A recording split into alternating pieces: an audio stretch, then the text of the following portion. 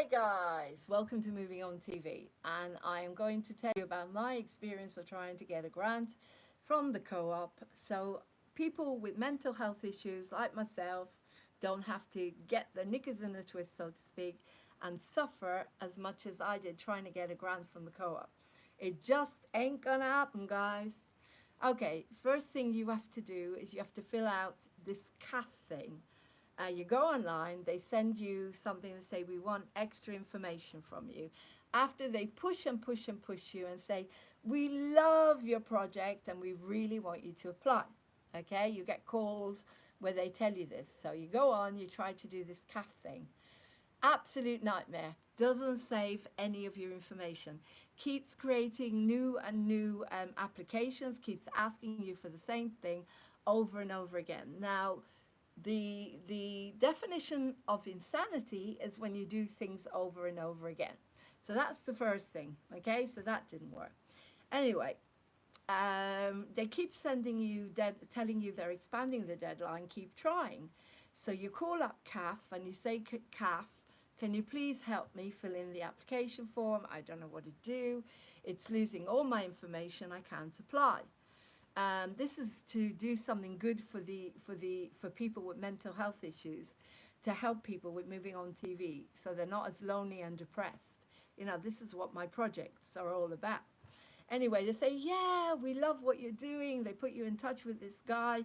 You have a chat to him about oxygen therapy and MS and how wonderful it is, all the work we're doing that doesn't involve medication.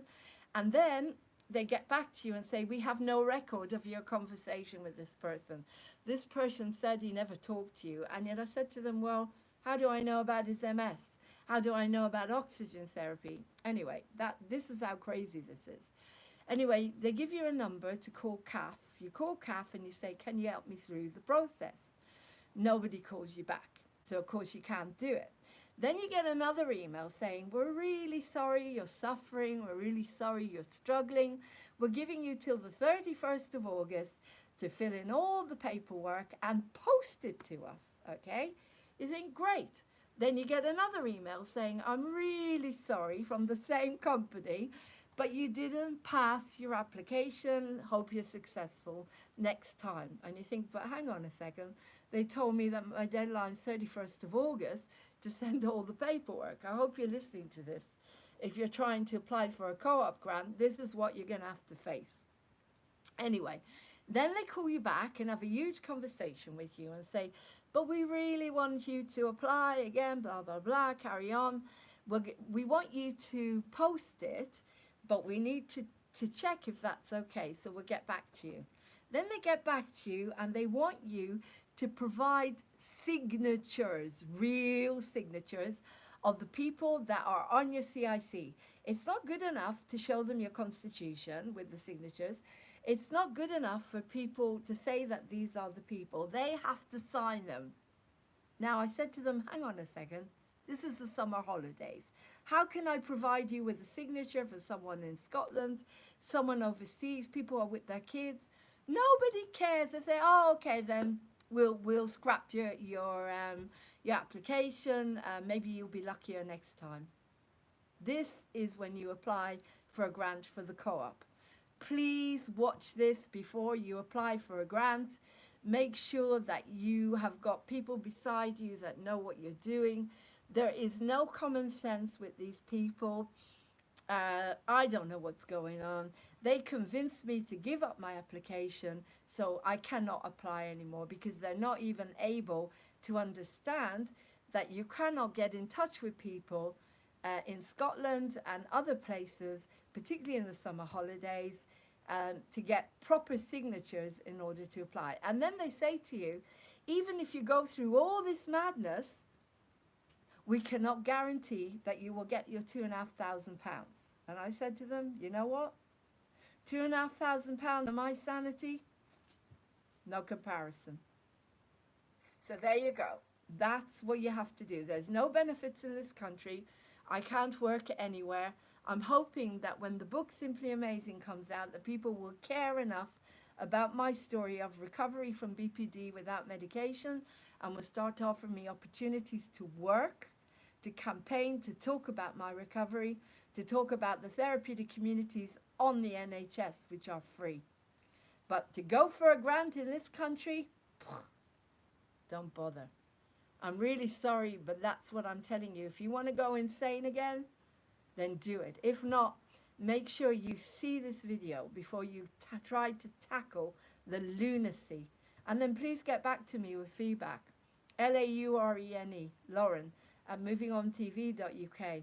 If you think you can help me raise money to promote all the wonderful work I'm trying to do with Moving On TV, all the wonderful work I'm trying to do with Sarah's Hope, going out there, writing songs, trying to bring people together with Not All Alone, trying to create communities of people that care about each other so there's no less loneliness, trying to interview people. I'll give you another example of lunacy in this country. I keep applying to Time for Change, asking them to give me some money so I can run my projects, so I can do my theatre, so I can go out and tell people about recovery without medication, with compassion and validation and the therapeutic community. I've been trying this for 7 years, guys. 7 years. Nothing. Absolutely nothing, apart from WMAP Radio, who are very, very lucky. I'm very lucky to go in their book, Simply Amazing, with my story of recovery. Anyway, so what I was saying is I went to a meeting with Time to Change, and they told me that they spent £1,000 on a toilet for transgenders in a park, when they keep telling me they've got no money to give projects like mine to help people, to teach them about therapeutic communities on the NHS for free.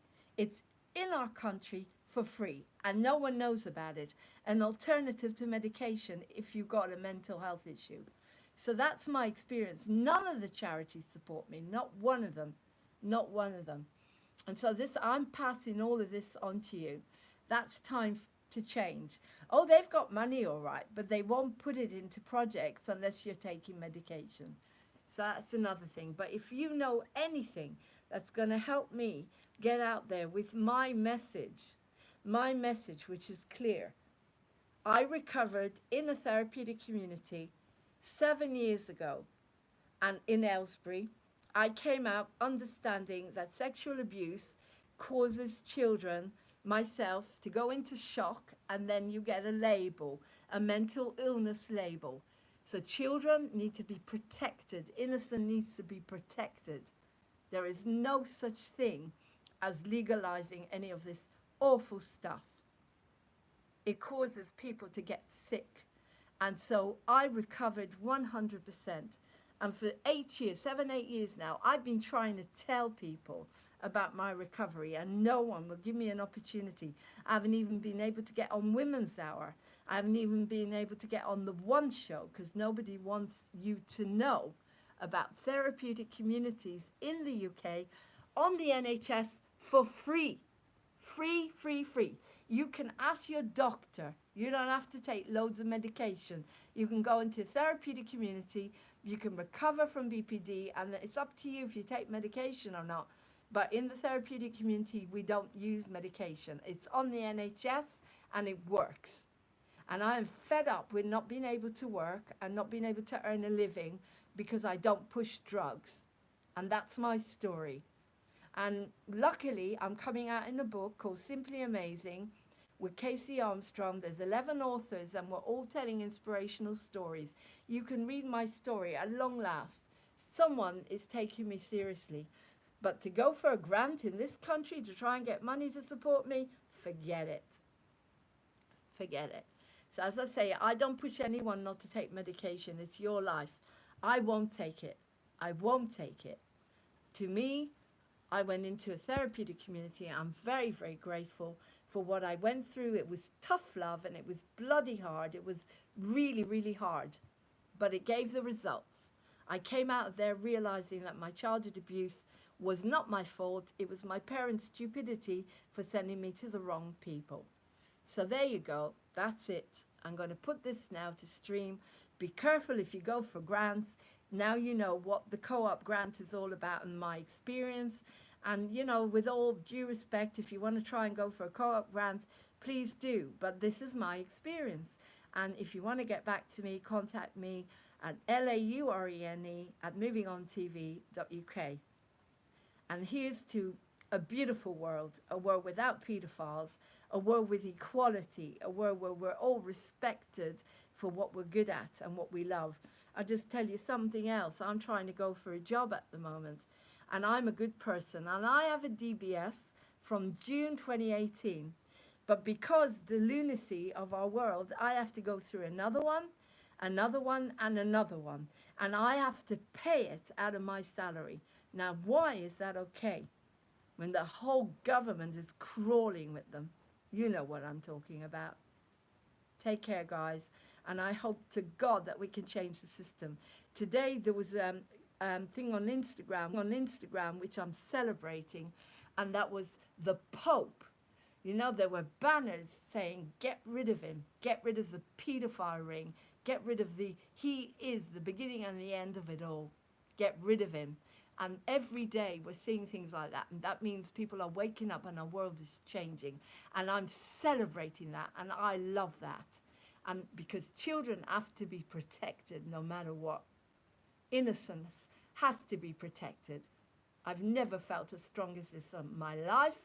And I will do everything I can to promote my story. You are innocent. If you're a child and you were abused, it's not your fault. And if you got a label because of it, then it's not your fault. Go inside, understand you are not guilty. It's not your fault. But if you've hurt a child, you deserve to be punished. If you killed a child, well, you deserve to be killed. And if Mr. YouTube banned this or whatever, I'm just telling you the truth. But it all started with talking about be careful when you go for grants. Don't get hurt like I got hurt. Anyway, love you lots, and I hope you have a better experience going for a co-op grant. But if you want to talk about your experience, contact me. We'll do a program. We'll do a program about it. Also, if you're trying to get housed on the council, then if they're offering you dumps and horrible places that are depressing and making you sick, then please get in touch with me, because I want to do a program about Buxom Choice and what they're offering to people. They're not offering nice places. If they've offered you a nice place, I'd like to hear about it. But what I've seen so far is really, really bad. And it's very difficult to get a home on Buxom Choice. Anyway, these are my experiences. Take care. Love you lots. And I look forward to hearing from you. Moving On TV, @movingontv. Lauren with an E at movingontv.uk. Phone number 07437532798. And I really want to hear about your experiences with trying to get a council house. I want to hear about your experiences of surviving in this country with a mental health issue, not being able to work, not being able to get benefits, not being able to pay for anything anymore. I want to hear about your experiences with trying to go for grants.